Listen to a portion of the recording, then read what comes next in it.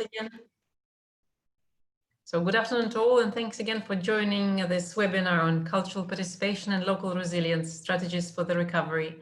So in this morning, we already had quite a bit of discussion, first of all, on what's happening with cultural participation in these strange days during the lockdown periods. And then we had a very thorough panel trying to understand how one can measure cultural participation and looking at the official statistics and official statistical approaches, then a little bit thinking how big data can complement these measurements, and also hearing from foundations on how they can measure the outcomes and the results of their work. And now it's time to start our deep dives. And as I was saying in the beginning, in the morning, we really want to hear, we understand that, yes, cultural participation can have an impact on inclusion, on well-being, on education, but what is the evidence there? So we organized 3 deep dives with a big question: show us the evidence. So with this very short introduction, I'm very pleased to give the floor and the control to my colleague, Professor Pierluigi Sacco, Senior Advisor and Head of our Venice office. Pierluigi, you have the control now. Thank you very much, Katia. It's a real pleasure to chair this panel, which we are so fortunate to host with 2 of the most distinguished scholars that there are today, researching on the relationship between culture, health, and well-being. Daisy Fancourt, Associate Professor of Behavioral Sciences and Health at the University College London and one of the authors of the Scoping Review published at the end of last year by the WHO, and Dorota Wiedziak-Białowolska, who's a research scientist at Harvard School of Public Health. So it's then we will also have 2 very interesting case studies with William Hazel that will report on the experiment that is being conducted now by the city of Bergen in Norway, a previous European capital of culture, and one of the most progressive, innovative cities working with cultural policy in Europe today, and Rarica Zvranka from the Cluj Cultural Center on a project that is actually measuring also on the field the relationship between cultural participation and well-being in a context of specific artist production. So it's a very challenging topic, because if it's true that probably this is one of the most deeply progressing and also at the same time momentum building areas for policy today in the cultural field, there is a growing sense of interest, attention, I should even say excitement to some extent. But there is also lots to still discover and to explore. And in particular, we are progressing on an uneven basis on various areas. In particular, there are 3 different layers that we have to consider: the what, the how, and the why. From the what point of view, the evidence that we have, this is where we really go good. I mean, there's very little at this point to doubt that there is certainly a relationship between cultural participation and certain forms of well-being creation, certain impacts on health, and our panelists today are perfectly equipped to give us really a snapshot of what's going on from the point of view of the evidence and how solid it is. But from the point of view of the how, exactly what kind of experience formats, projects, forms of cultural participation can make the difference. One could say that the best way to solve this would be to design specific protocols, as it is commonly done in clinical research, any other areas. But the problem is that culture is very much about the experience of sense making. And can this be nailed down to a protocol? The answer is yes and no. Probably yes, but probably these protocols would be much more complex and much more articulate than we imagine. And this would likely require a very active collaboration from artists and cultural professionals. So this, of course, opens up a fantastic area of possibility for future interdisciplinary research between the cultural sphere and the public health and medicine sphere. And we really have to start this dialogue in much more depth and much more actual collaboration that is actually the case now. And then there is the 3rd layer, and is the layer of the why. So what are the causal pathways through which these effects materialize? The irony here is that it's not that we have no idea of the pathways. The irony is that there are too many. There are so many different pathways that it's difficult to make sense today of what are the main channels through which they have an effect. So we need to understand better how, in particular, humans resonate with culture on so many different levels, that this actually brings about the surprising effects that we see from the point of view of mental health and well-being. Certainly, we cannot solve these issues, all of them today, at least some part maybe, but not all of them. But I'm really happy and proud at this point to give the floor to my panelists, because I think that we will walk away from this panel with much more clarity and especially, I think, enthusiasm about the potential of this area of work. So I give the floor first to Daisy Fancourt. Over to you, Daisy, for your presentation. Thank you very much. I'm going to share my slides now. My slides have been put up for me. Thank you very much. I'm going to be talking to you about the reasons for using big data to understand cultural engagement and including its effects on health. So I want to take you through 5 reasons that I think this is really important. And to start this, I'd like to consider why it is that we actually need big data. Can you still see my slides, or would you like me to share them? I will share my screen so that you can see them. So one of the reasons that we need this is to complement the other kinds of research that is being done in this space. So at the moment, if we look at research on culture or culture and health, there are lots of different research methods that are being used, including case studies, different types of evaluations, interviews, ethnographies, surveys, randomized control trials, laboratory studies. But even though this is a very rich and pluralistic methodological approach, there are still challenges that can occur. So with all of these methods, there could still be a criticism that samples might be weak. They might not represent the population completely, or they might be too small. They also might lack the long-term follow-up to actually see what the long-term impacts of cultural engagement are beyond just a few weeks or months. Often these studies focus on a particular activity, like a particular intervention that someone is being given, and they can miss out on the ubiquitous daily engagement that we all have in arts, culture, and creative activities. Also, it can make it difficult to track changes in participation over time and understand population-level patterns of participation. And sometimes we can get a little bit stuck in how much we can examine the ingredients or mechanisms of culture to understand how they affect health. So one solution to this is to add in an epidemiological perspective using big data to all of these other kinds of approaches. Now, big data on its own is not necessarily sufficient because it has its own weaknesses. But if we can triangulate it with the findings from the other studies, then we can be in a strong position to understand the relationship between culture and health.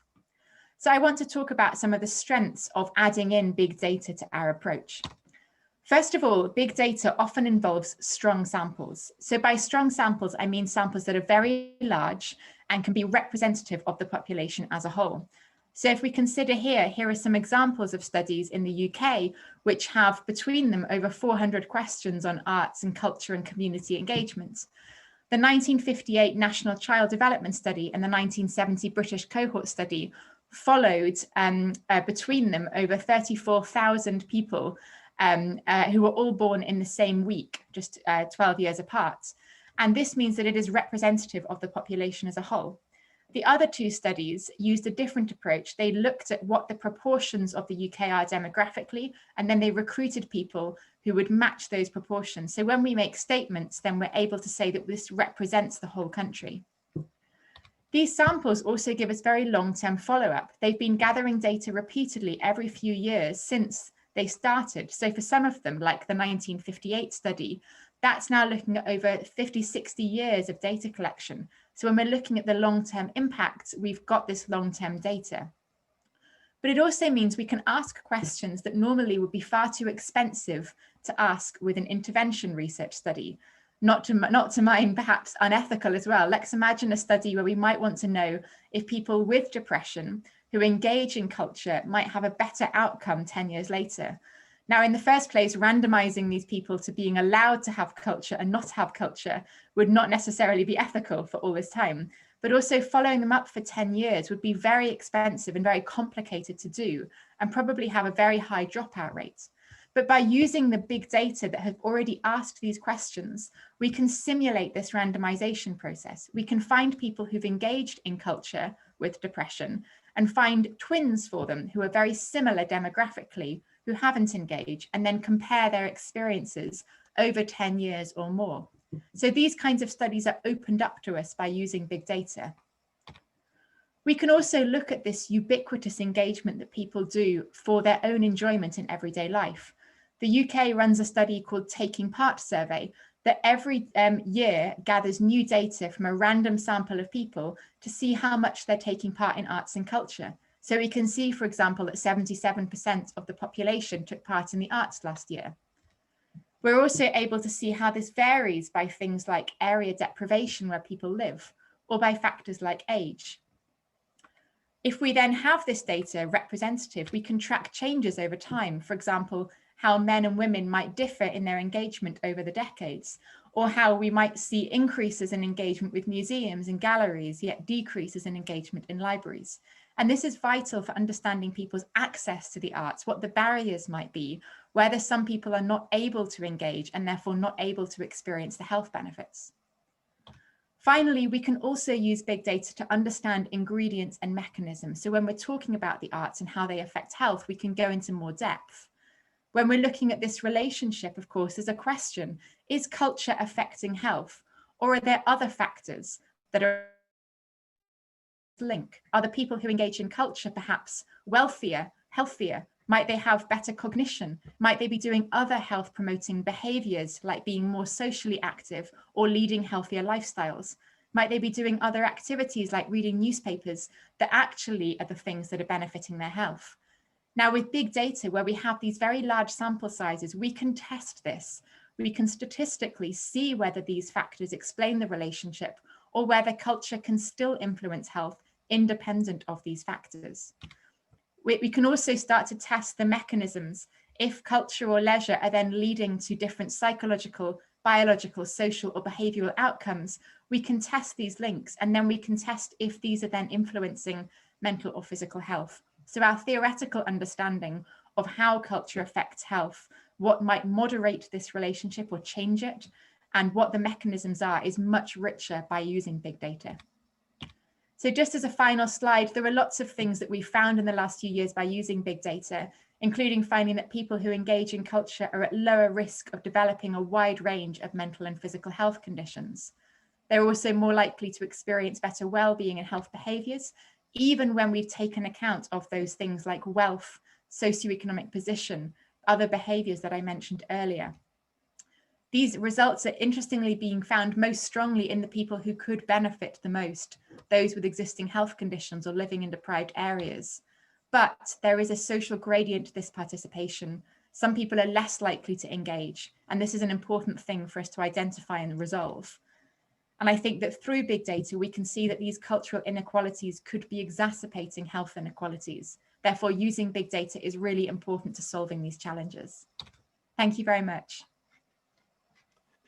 Thank you very much, Daisy, for this very compact and impressive presentation that really, in a nutshell, showed us what is especially the potential of this research. And the more we will be able to gather different sources of big data, because of course there are also very interesting emerging areas that have to do, for example, with social media scrapping, that have to do with possibly even the designing natural experiments, and especially in a moment like this with a pandemic crisis in place. So really, this is an extremely exciting field, not only from the point of view of research, but also in terms of policy design. And now is the turn of Dorota. Dorota, you have the floor. Okay, thank you. Thank you for the invitation, Daisy. Thank you for a wonderful, very informative presentation. I would like to follow up on what Daisy said, but just give you also some examples of these powerful findings we have. I would like to focus on this common trend we observe right now of positive psychology, positive health, even of positive epidemiology in which we observe a shift from traditional approach from ill health prevention and health risk mitigation to promoting positive stimuli and health assets. And this cultural participation, cultural engagement we are talking about today belong to this trend. So we are not alone. There are people who try to find stimuli promoting flourishing, from promoting well-being, promoting health. And we have evidence that these positive health assets are beneficial to health, longevity, well-being, and even resilience.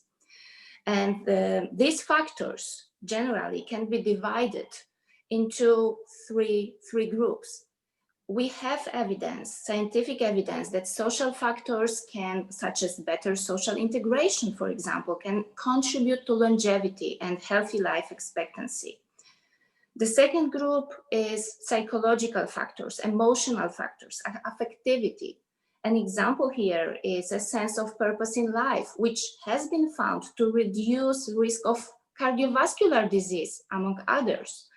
And finally, we have behavioral factors.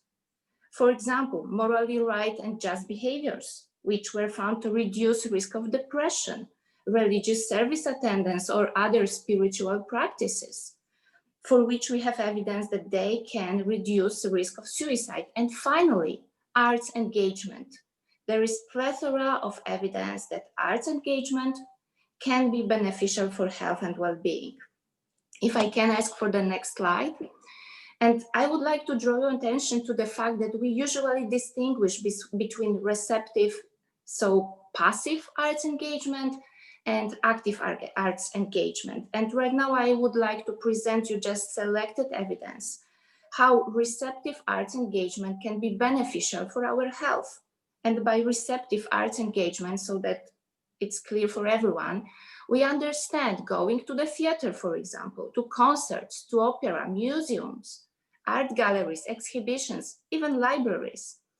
And right now I would like to draw your attention to two studies, quite powerful studies, showing that first, older adults who engaged with receptive arts activities on an infrequent basis, so once or twice a year, had a 13% lower risk of dying. More importantly, those who engage more frequently, so every few months or even more often, had an almost 30% lower risk of dying. And here you have an example of the research. That's quite powerful, I think.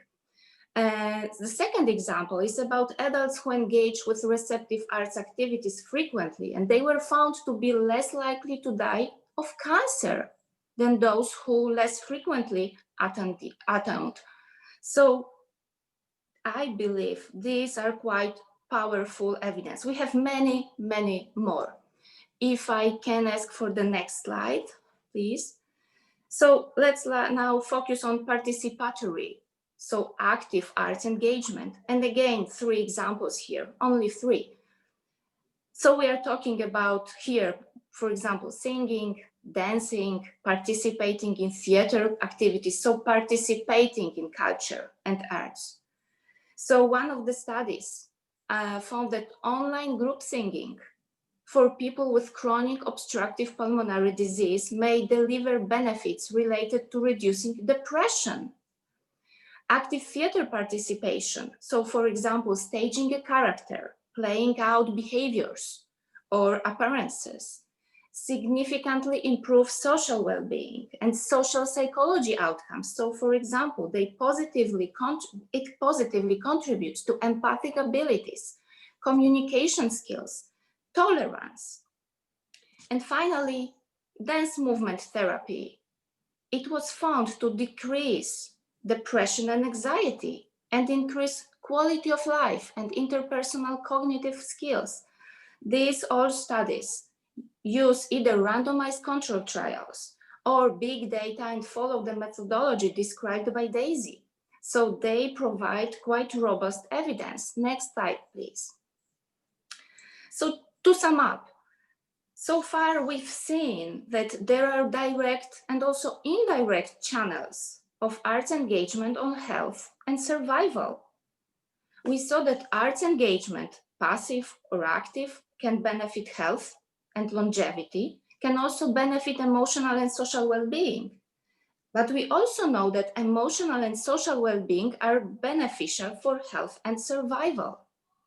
I believe that these are really strong evidence, robust evidence, which come from survey data, but not only. Survey data usually linked with medical records, administrative records, so not only self-reported outcomes, but very objectively measured outcomes. And if not, they come from randomized control trials, which can be conducted on rather small samples, as Daisy mentioned, but usually they are also aggregated using meta-analysis. And in this way, they also provide us very robust evidence. I think that's all. The next slide is about literature, if someone is interested to learn more about the studies I've mentioned here. Thank you so much. Thank you very much, Dorota. I think we have really set the stage for an interesting conversation. And one thing that Daisy stressed that I would like to pick up again is the fact that, as she said, of course, one of the big issues in culture are weak data, and the fact that the representative character of the population sometimes is problematic. The point is, the kind of evidence that we have with this big data studies is evidence which relates a broad spectrum of activities to, let's say, a broad spectrum of different people.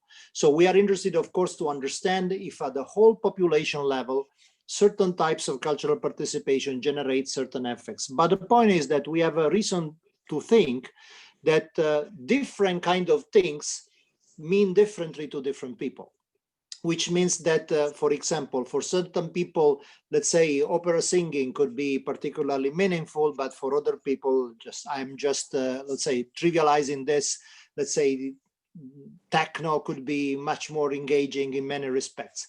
Then the problem becomes that if we want to observe what kind of relationship we can establish between a certain type of cultural experience and a population that could be electively more, let's say, impacted by that kind of experience. Of course, the problem becomes that we don't know how to make this representative, because of course it's a subset of a whole population, and there's no way to objectively, in some sense, state what is the statistical model behind it. Do you think that there is a way to circumvent this kind of problem, or we should simply, at this point, stick with very large population studies to capture very general effects? But I would say if we have large sample sizes, we can examine subpopulations and also large set of controlling variables let us to control for this specific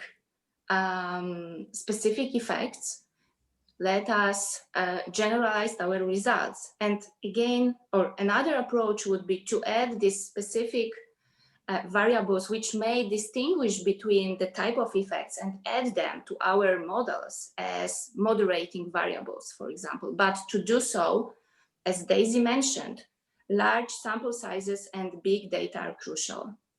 Absolutely. No, thank you, Dorota. Daisy, do you want to add anything on this? I completely agree with Dorota. I think what I would add as well is that if we're interested in subpopulations, we can always have a range of different studies that we triangulate together. So if we were to look at people who have a long-term physical health condition, we could look at that through big data and look at the long-term associations with their health from cultural engagement. But we could also run a randomized control trial, or we could also run other kinds of studies. And because all of these methods have weaknesses, and I think sometimes we think that a randomized control trial has no weaknesses, but it does. As I've explained, there are issues around things like sample size and representativeness. And of course, with big data, the big limitation is around causality, because we're using observational data rather than intervention. But if we can triangulate the findings from these different methods and we're still finding the same conclusions, that's a very strong thing to be able to show. But I think that big data has to be part of that picture. Absolutely. If I may, If I may, I would also ask, because you, Pierluigi, mentioned that there are different types of activities, different type of experiences. But so far, our data, the survey data we have, big data, I would say are a little bit too general in terms of the type of experience. Of course, there are pros and cons. You cannot ask about everything in the survey. But if we want to look into the effect of the tech music or rock music or a specific museum experience, we would need to ask about this specific experience, which could be problematic, of course. But on the other hand, how else? Maybe through randomized control trials, right, Daisy? How else to examine what type of specific experience has what type of effect? Well, Sure. this, I think, comes back to the types of data sets we use, because some big data sets will ask generally about how often you listen to music. But because they are cohort studies that are asking thousands of questions about life, they will only have a few questions for the arts. But that's why sometimes, as well as using the general cohort studies, we need to set up our own that will ask in more detail about the things that, to us working within culture, we know we need to know that nuance on.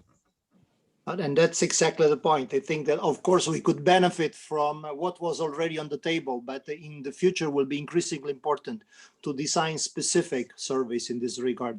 And one issue that is related to cultural access is the fact that although it's very difficult to measure, different cultural experiences have, let's say, what we could call from the point of view of cognitive psychology, different cognitive costs. For people, of course, certain things are much more accessible because they have a certain type of educational background, but sometimes it's not just the educational background. Sometimes it's the experience. Sometimes it's the fact that you come from a specific culture. So one of the issues that we have is that controlling for this specific dimension, which is crucial in cultural participation. So how much people are, let's say, confident with navigating with the cognitive complexity of cultural experiences is something that probably has to be dealt with. What do you think about this? It's not well. It's a rather tricky question, I admit. Sure. It's a hard question. American says, this is a good question, and this is the time to think about the answer. No, the real point is that we don't even know how to measure these cognitive costs, because the real issue is that probably there is an alliance to be made with cognitive psychology here, because there has been some research on cognitive costs generally, but not in the specific domain of culture. And personally, I think that this is one of the most urgent elements to really understand also in terms of enablement of especially of disenfranchised people who really suffer from these participation barriers, how to make them more engaged, but not in a paternalistic way, because this is also the other problem, that of course from an ethical point of view, we know that cultural participation is beneficial, but then the problem becomes, okay, but I cannot prescribe paternalistically to people that this is better for them. I have to create the context of choice for them to freely choose whether they want to participate or not. This is the aspect that comes out today when all applications of behavioral economics think of nudging and so on and so forth. How do we tackle this in our own specific field? Well, one of the ways that we're tackling it in the UK is through social prescribing. So the concept of social prescribing is we provide the model whereby people who go to their doctor with a problem that might not be medical or might be only partly medical, so things like loneliness, social isolation, low levels of mental health problems, as well as being referred to medication or counselling, they can also be referred through to community activities like engagement with the arts. But one of the things that's important in this model is that the model is about the referral process. Once you've been referred, then there is somebody in that process, often called a link worker, who spends time with the patient to see what they want to engage in. Because lots of activities will have similar mechanisms. Going to a museum or a gallery or going to the theatre, they're all things that will get you out of the house, reduce sedentary behaviours, increase social interactions, provide cognitive engagement, aesthetic engagement, imagination, but they're quite different. And similarly, if you're going to join one type of choir, a different type of choir, different types of book clubs, they can be very different. So your personal taste can come into this. So the idea is to try and scale the framework model for this, but allow people to make that choice. Because what we do know theoretically from things like social identity theory is that people get the best responses when they feel some kind of link with the activity that they are doing. I would also add, we need to do our job to show people and to convince them that this is effective, that there is evidence. Because right now, in my opinion, we have scientific research, which is one part, and then we have practice. And if I imagine a person who does not feel well and is prescribed to going to the museum, I can imagine his, her skepticism. But why? What for? Will I feel better? Maybe in 5 minutes or not, because maybe it's boring. So as Daisy said, it's personal taste. As Pierluigi mentioned, we have different cognitive processes, but it's also about our attitudes, our personal attitudes and beliefs. And I believe there is a huge work in front of us to show people that, like medicine, like clinical research did, that taking a pill is effective. Going to museum may be effective and helpful. Thank you, Dorota. And as a final question before we move to our case studies, both of you work in two of the most important public health departments in the world. So I imagine that, well, you have of course very expert colleagues working in public health matters.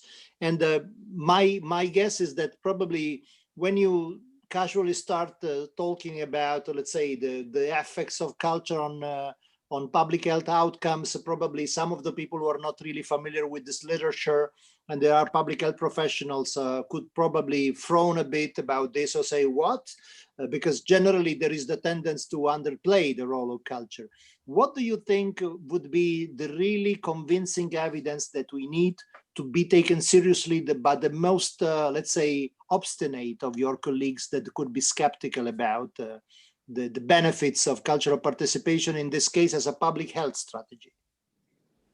For me, I think there are two things. I think actually I've been surprised that people have not been as skeptical as you think, because the evidence base is growing. And I know the work that Dorota and I have been doing has been using a lot of the same methods statistically that people use on other kinds of health behaviors. So I think this is the first thing, is making sure that the methods that we use are just as cutting edge, just as sophisticated, just as rigorous as people would use to look at things like exercise, smoking, drinking, social engagements. I think the second thing is to make sure that we are theoretically very strong in what we're saying. And that's why I mentioned mechanisms. And I showed that mechanisms graph that we have in a new paper in Lancet Psychiatry. I think that the theory has to be developed as well as the data coming out, because if we're able to say we are seeing this relationship between culture and depression, and we've identified 30 mechanisms that explain this from all these different studies, then it's a much stronger case. We're not asking people to believe there's a link. We're showing them what that link is and that it's there. I fully support. I would say these mechanisms are really, really important, especially when we want to convince people from other fields, because both me and Daisy right now, we are in public health. And people in public, and we apply mostly the methodology from epidemiology and public health. And I agree with Daisy, it's not so hard to convince our peers, our colleagues. But I'm also economist by training. I'm also sociologist, and what I've experienced is lack of understanding sometimes, and criticism of the methods applied by people from different fields. They sometimes try to minimize the approaches we use. They say, no, this is not a good approach. You should use, I don't know, instrumental variables instead of fixed effect, or adding to the fixed effect model. So I would say mechanisms are really, really important, because I believe through mechanism, we can convince people from different fields. And sample sizes. When we can say this works for 3 million people, it sounds better than for 30 people, right? Yeah, I think so.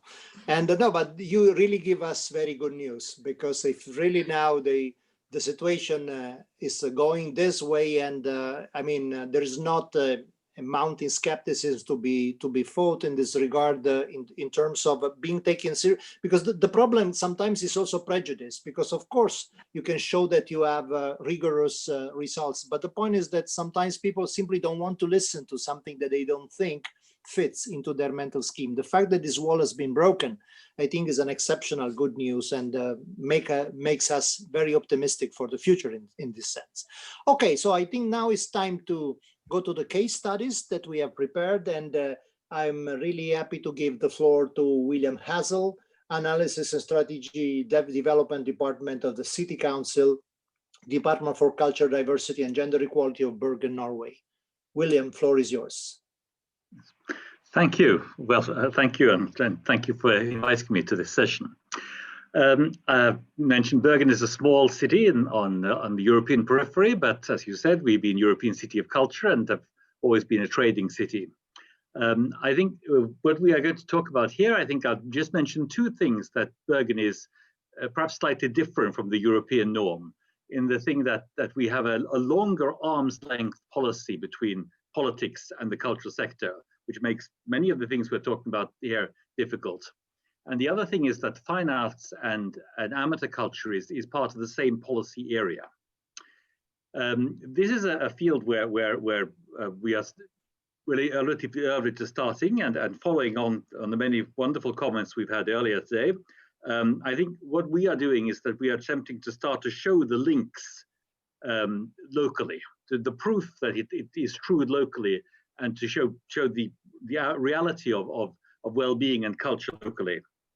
And as my boss keeps talking about, he keeps demanding me to provide him with facts that will change people's worldview. And we have a context here, which is my first foil. We have a formal cooperation with the university on the health side, where our goal as a city is not just to be an object of research, but to be a subject to do research with. And that includes a great many things, including music therapy and also an age hub. And we also have a great many permanent day-out programs in all the areas that one would expect. Next foil. Right. What we do have as work to prove this element and to find ways of working with well-being and culture is that we have a number of large-scale panels as a foundation. And we have a children's family panel where 20% of the city's families with children between 3 and 15 are members, with a very great number of questions. We have a COVID-19 panel, which we got up on very short term this year, and we are just starting the second round of, where over 10% of all the adults in Bergen are a partner. And in this panel, although it wasn't the intention, we have a number of culture questions, so that we can connect it with both people's general health, but also to what has happened this year with their health. Because of the COVID-19 pandemic, our planned diversity panel, which we also do a number of works here, is on hold, but that will see the complete coverage of all types of diversity and people being discriminated against, which also has a health dimension and a well-being dimension. Next panel. The goals for this work is, on the short term, is a documentation of status and a discussion of the effects of currency policy and programs. In the medium term, it's experimentation, not quite so fast.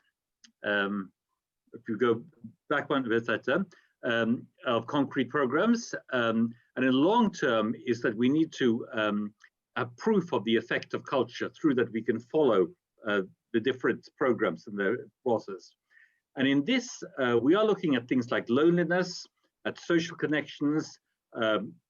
Many of the discussions on what we are doing with the data and doing with this is about building competence and capacity building in the population, especially those who in different ways are disadvantaged, and not least into to finding ways so that the city economically and financially can actually do something.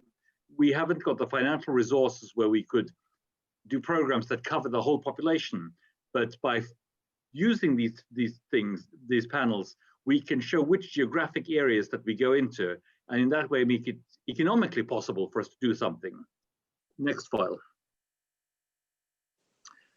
The participation and the family panel is connected with very concrete audience development programs where we have received external, one back please, external financing, and where we do experimental constitutes on attitudes and nudges and accesses, and also on cost and educational. I can just mention that our data in both panels shows that education is more important for cultural participation than economics.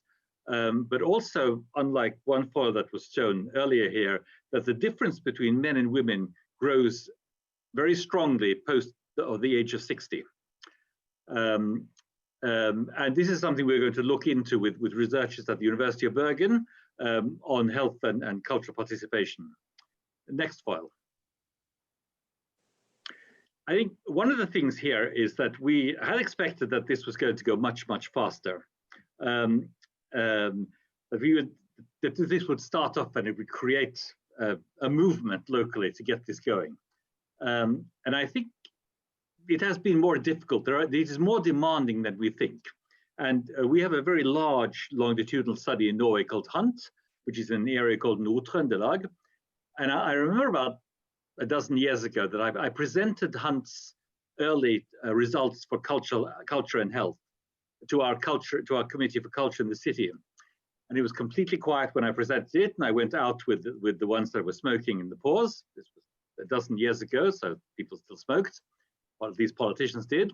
And politicians from both the complete left and the complete right held my shoulders and said that we believe you, William, but we can't get the city council to believe this. So it's a much longer term, and it demands more. It demands both, I think, the hardcore data and the good stories. And it is difficult. We have enormous amount of more work with data protection stores. And with the COVID-19 panel, for example, there were our data protection people in the city, universities' data protection people, the data protection people with the company doing the survey, as well as the ethical committee for health research. There was 4 groups, more people involved in data protection than in actually doing the survey. There's also a problem with that when we work with research institutions, they like to keep the data secret until they're published, which can take time, whilst the city wants the data right now to start doing policy.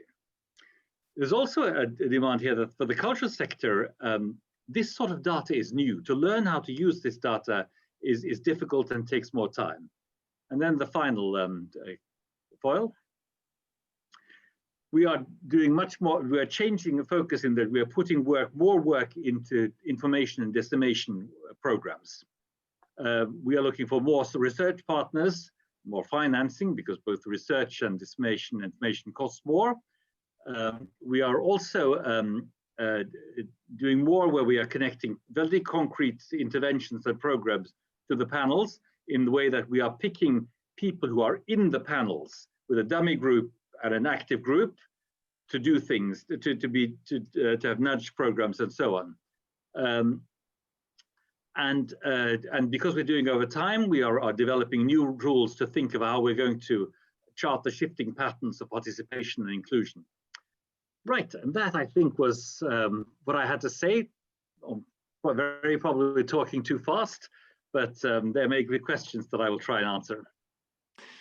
Thank you very much, William. So it seems that at the City Hall, we might have a tougher time than at public health departments in terms of establishing a credibility for what we do. But that's also because probably, of course, the strength of the evidence is much clearer for scientists than it is for policymakers and politicians. And that's probably the real challenge that we have to face in the next few years. Also, not simply providing compelling scientific results, but also, I could say, compelling narratives for policymakers to understand and engage with the specific lines of policy activity. Okay, before we start to discuss the results, I would like to give the floor to the other case study, and so over to Raritas Vranka, who's the program director at Cluj Cultural Center. Raritas. So hello everyone. It is really a delight to follow the conversation and the information that is being provided in this panel.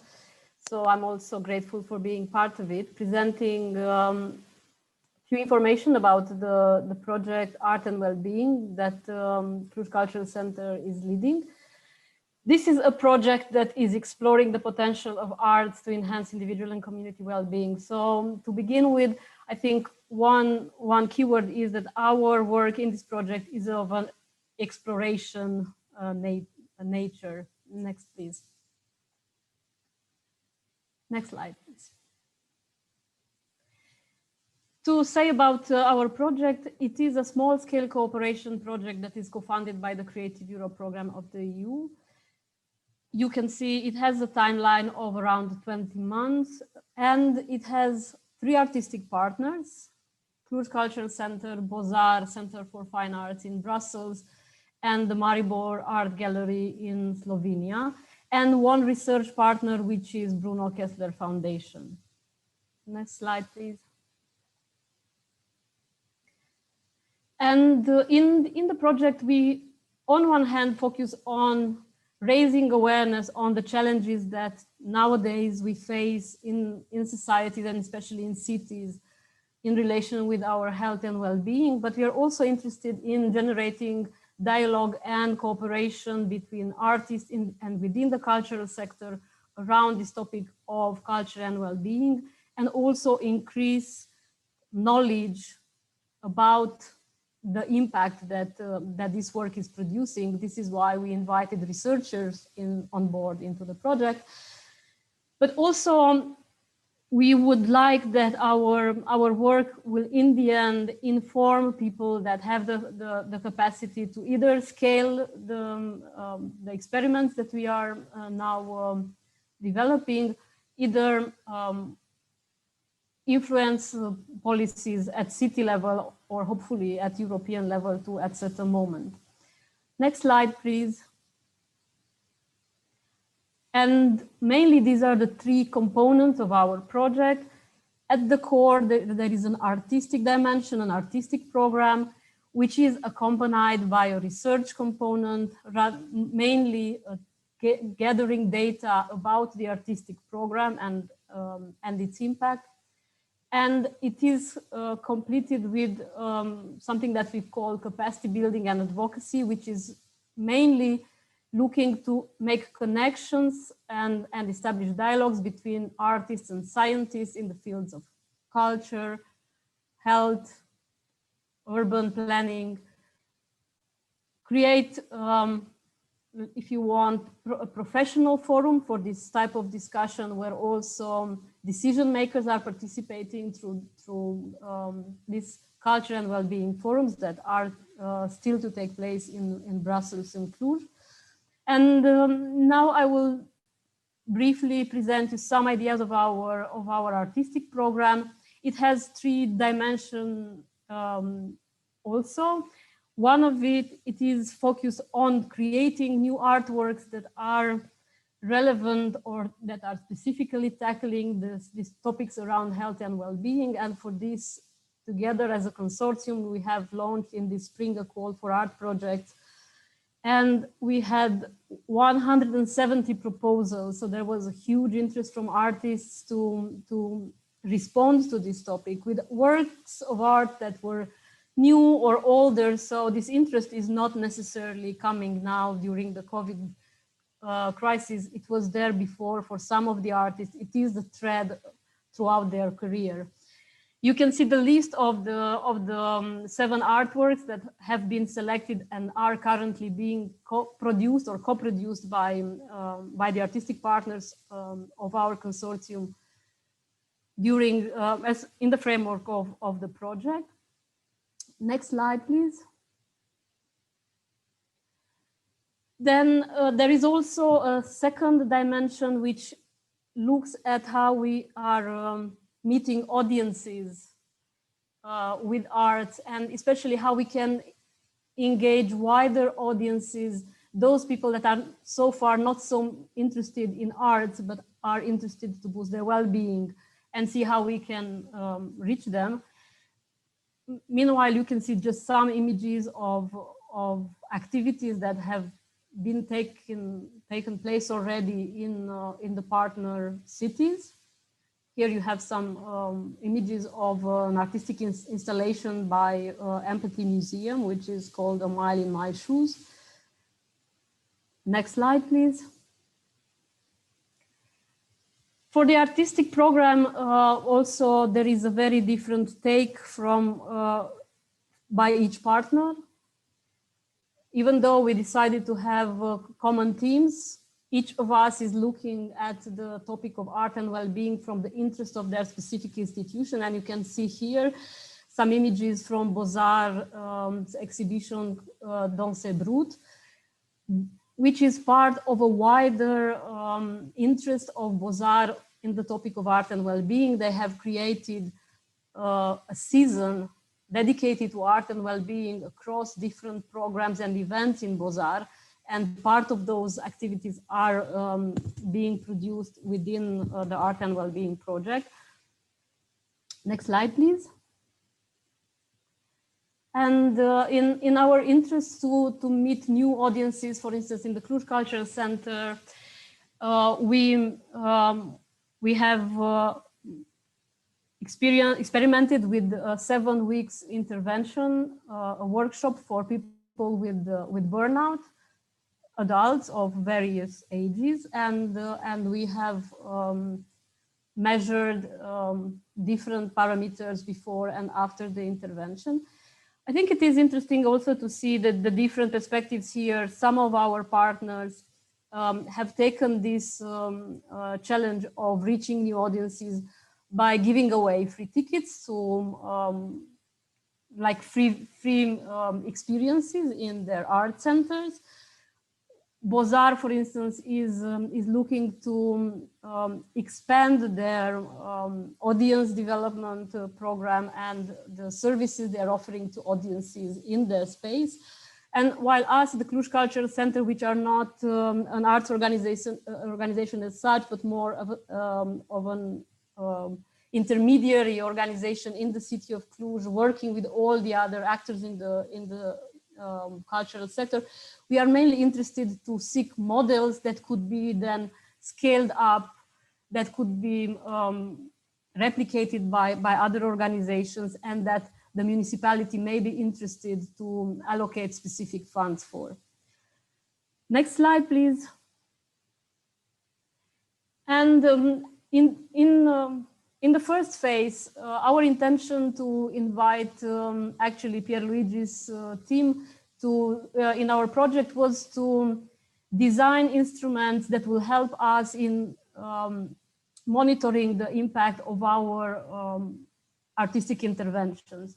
But also, since the pandemic greatly influenced also the way we had to organize our artistic work, but also because this is an occasion that very explicitly brought into attention this topic of well-being that was not so present before. We wanted to see if there is a connection between the cultural participation or consumption during the pandemic and well-being. And this work is still being in the final phases of processing, has not been published yet. But it is interesting to notice that actually, although well-being parameters have decreased, so people are experiencing more negative emotions during the pandemic, cultural consumption has increased overall. Next slide, please. And that third component that I was mentioned a bit earlier, it is of creating networks, connections between professionals from different areas, culture, sociology, psychology, public health, and discuss together each one's interests and perspectives and how we can collaborate in this work. And so far, this is from my side. Maybe I would just add some of the conclusions from working in this collaboration project. it is a work that every one of us as artistic partners is interested in engaging at local level. So I think we all see that the stake is mainly at the local level, in the sense of this is where you create powerful partnerships across sectors that can have an impact. On the other hand, it is of utmost importance to be connected to other partners in similar situations in other countries and see how their context responds differently to similar or almost similar approaches, and also to be able to be enriched by all the various expertise and get in contact with people that are interested in these topics. What is interesting is that there is a high interest from everyone that we've been in contact with, audiences, artists, professionals from different areas, in the topic of culture and well-being. But this always has a blank to be filled in the future. From the artistic side, there is need for cooperation with scientists and capacity building on how to more professionally approach this topic, especially if they are working with people that come from vulnerable backgrounds or are in vulnerable conditions. The topic as such is quite broad. Our project, it is planned to be exploratory, so it went into different dimensions, but what we've seen is that where there is a more specific focus, there are more promising results. So for instance, when we focus on the topic of burnout, we've seen that we could come with much more concrete things to say at the end of the intervention. And also the interest of people is much higher than simply inviting them to the arts with the promise of well-being. So I'll leave it here, and if there are questions, I'm happy to respond.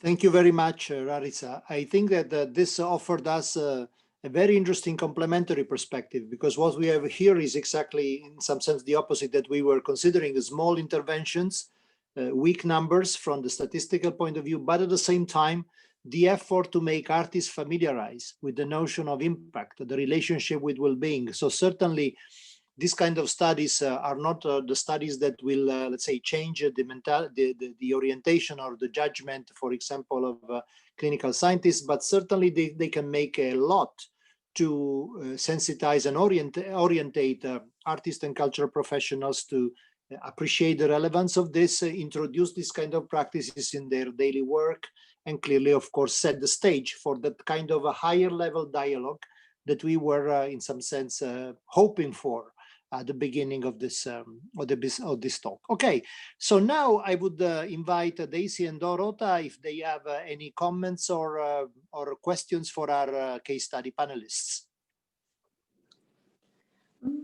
If I may, thank you, Pierluigi. Thank you, William. Thank you, Rarita. It was these were very interesting presentations of different projects. I appreciate both of them because they give us completely different perspectives, both very, very important. William, I so much appreciate your longitudinal approach and looking for strong scientific evidence. I feel your pain with the problem of convincing policymakers. I think it's a matter of changing attitudes. And when we talked before, you asked about, or you proposed that we need to talk about strong evidence, strong cost-cutting evidence. So I was thinking that maybe if we could, can you hear me? You can, because Pierluigi is looking like the, okay. Maybe if we could show in money terms, in dollars, in euros, how much improvement in well-being or reduction in, for example, depression translates in the lowering the cost of healthcare, maybe this could help. And we know there are studies which show how much depression among employees, how much it costs in $1 billion. So if we can show that this cost can be reduced, by going to museums, for example, 10 times a year. I know it's not the perfect solution, but maybe this could be helpful. And Rarita, thank you so much, because for me, your project is about changing these attitudes and raising awareness. This is what policymakers from Bergen missed, I think, showing both to citizens and to people from the cultural field how important it is to invest in culture and how much it is important to encourage people to participate. And I was really thrilled when you said, we have a small project, you were so modest, and then you told us we have four institutional partners and one scientific partner. I would say it's quite a big project, so don't be so modest, you should be proud. Thank you. Thank you, Dorota. And Daisy? I just want to add briefly to what Dorota was already saying, how much I enjoyed the presentations. And I feel like there is this theme of investment that runs across both of them, in that we need this investment in the culture, but also in the data itself, so that we can see the benefits of the culture. And I know, William, you mentioned the Hunt data sets. And I think there are lots of people don't realize how many data sets there are in every country that already have questions on arts and culture. But I think alongside that, as we were saying in our earlier session, the importance of also sometimes investing in new data sets that will allow us to capture things that we don't have captured within the existing data sets. And I feel that this investment in data will also lead to an increased investment in culture, because it will allow us to show these issues like participation and the benefits long term that will really help to convince people about why this is such an important area. So I loved the presentations, and I feel that they really brought forward this important point on investments. Thank you, Daisy. And I invite both Daisy and Dorota to go through the Q&A session, to Q&A button on our Zoom interface, because there are also some interesting questions popping up, and I give you the freedom to pick any if you are particularly interested. But there is one that I would like to pose, because I think it's of really general interest, and it's about the digital dimension. We have been focusing generally on the traditional forms of cultural experience and participation, but clearly the massive acceleration of digital platforms is changing also the nature of cultural participation itself. And the pandemic crisis, of course, is further boosting this transition and this change. From your perspective, what do you think specifically the digital dimension adds in terms of opportunity, in terms of complexity, or is just another way of, let's say, recooking the same stuff? What do you think?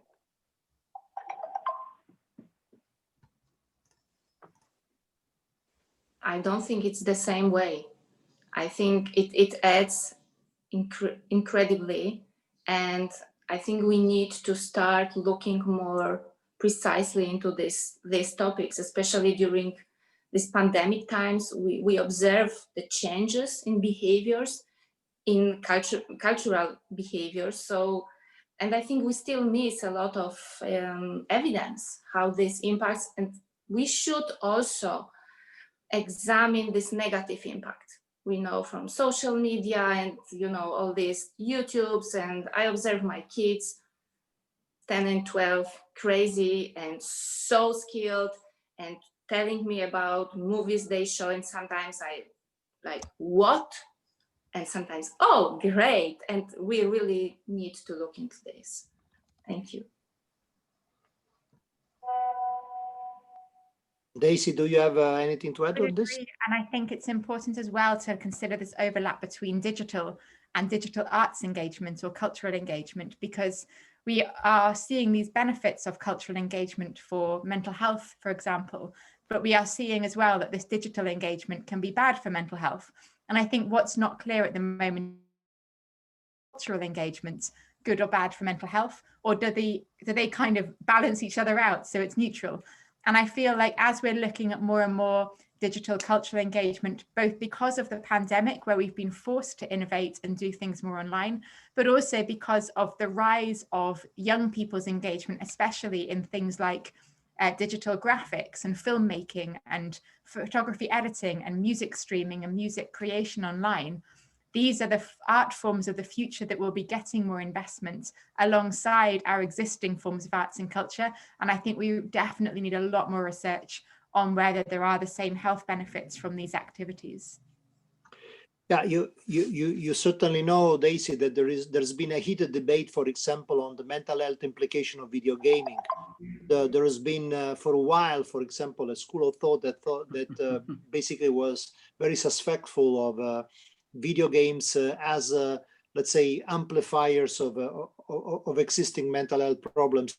It seems from the literature, though, that in some sense it's more the reverse causality thing, rather than people who tend to have already, let's say, fragilities towards certain forms of addiction or mental health problems that, of course, get overstressed by certain types of video gaming, but not that that is video gaming in itself. But the point is, and probably this is the big question also for the future, as we are seeing new demographic cohorts of people who are born into this particular sphere of digital immersive engagement and entertainment, probably these effects also become more complicated. So yes, I think that at the moment it's really a maze to orientate through, and probably the answers that we found so far are also answers that are related to people who were developmentally born and grown in a different kind of society from the point of view of digital access and digital engagement. And this is clearly a big issue. There is another interesting question that popped up. Put yourself in the shoes for a moment of a museum manager that wants to make a new marketing strategy for their museum. Do you think that they should use this kind of data to propose, let's say, a new approach to museum and audience engagement? This is a question that arrived from our Q&A channel. Would you recommend this, or it's too early or too risky? William wants to say something. Yeah. William, I think yes. I think I would definitely recommend an institution, an arts institution or a cultural institution, to create new marketing strategies, because it's early in the market, so it's the right time to do it. And one of the things that hasn't been discussed is that last week we had a meeting. We presented the results of the survey, the panel, where there's a picture of lots of venues, and you ask people if they know the venue and if they've been there and if they learned something and so on. And this shows competition problems for arts institutions and cultural institutions. Just like the fact that for a psychologist, the fact that an artist turns up, psychologist has 5 years education, artist turns up and does a better job with the mentally sick person. Or you are a health person, you're an artist, and then you have to change your way of working, or a health person comes and says you have to do this and this. There is a competition dimension here, which is very, very difficult for all the people involved, both on the health side and on the culture side. And I think for an institution that managed to get in on the market early on, yes, definitely do it. It's going to be difficult, but do it, because you are going to be the winner in 10 years. Thank you, William. And there is also a very technical question. And the question is, among the various panels that you work with, again, one person from the audience asked, is there one that you would recommend, especially in terms of the richness and the wealth of the culturally related data? Both of them are very difficult, because the Children's Family Panel is purely focused on cultural and sports and leisure time activities. So that is a much richer detail of cultural activities. There I can answer questions on whether children who dance also go on skates and use more than 3 hours of screen time a day, to be very, very specific. But in the COVID-19 panel, we have a huge amount of health data connected to the cultural data in that, and also in what it means to lose out, and questions on digital competence, and whether they have equipment, and whether the people they are on digitals have equipment and competence, and a whole lot of other things. And I think, how should I put it, the first initial results books for the COVID-19 is 560 pages, and the family panels is about half of that each, but total of that. So there's a huge, they are rich in different ways. And I think when you make these, I think the challenge in creating surveys like this is that if you can find ways of ensuring that the data protection is solved, the larger the panel, the broader thematic, the broader you can have surveys as broad thematically as you can, because the surprising connections in well-being and health and culture, and whether you take the bus to work or drive to work or walk to work or bicycle to work, and we have questions whether you were born in Bergen, your parents were born in Bergen, and whether your education and types of education and all of this, you need as broad as possible.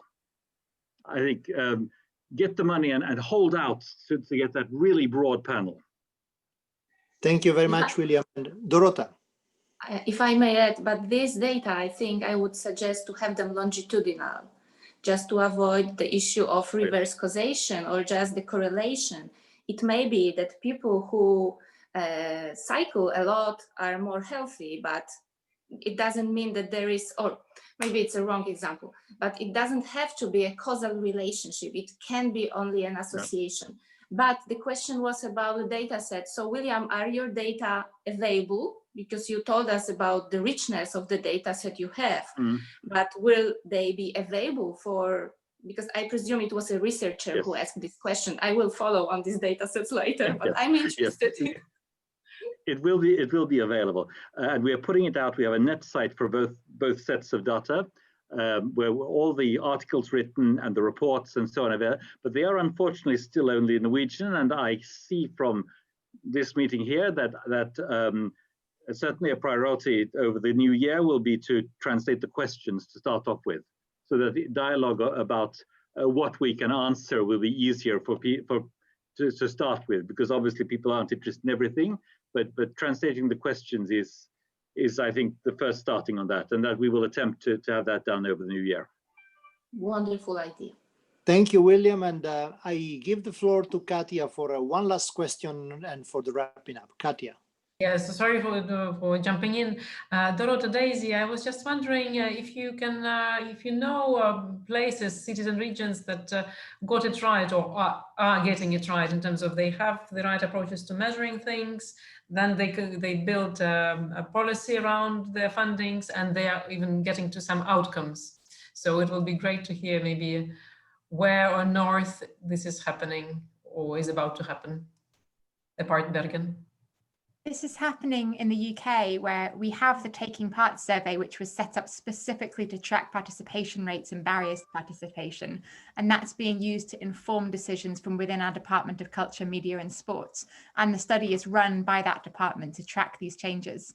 And then at the same time, we have a lot of cohort studies which happen to include questions on arts and culture, maybe not as many questions or in as much detail, but they have very rich detail on things like health outcomes, and they have longitudinal samples.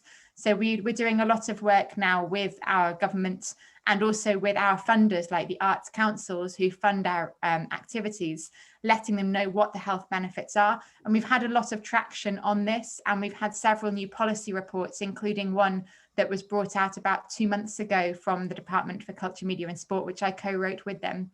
And so we are starting to see that link, but it's been interesting that the big data has been what has really opened that up, because they're used to seeing that for other aspects of public health. And that's really seemed to increase their confidence in talking about data in relation to culture and health. Thank you very much. So I think that our time is up, but we are perfectly on time. So thank you very much. It's been a wonderful panel. I mean, I've chaired dozens and dozens of panels, but without any hypocrisy, I really say that this is in my top 3 of all time. Thank you. It's really been fantastic, and looking forward for the next developments. Thank you so much. Thank you. Thank you. Thank you so much. So we'll break for a moment, and we will restart again at 4 o'clock sharp for another deep dive session on cultural participation and inclusion. Thank you.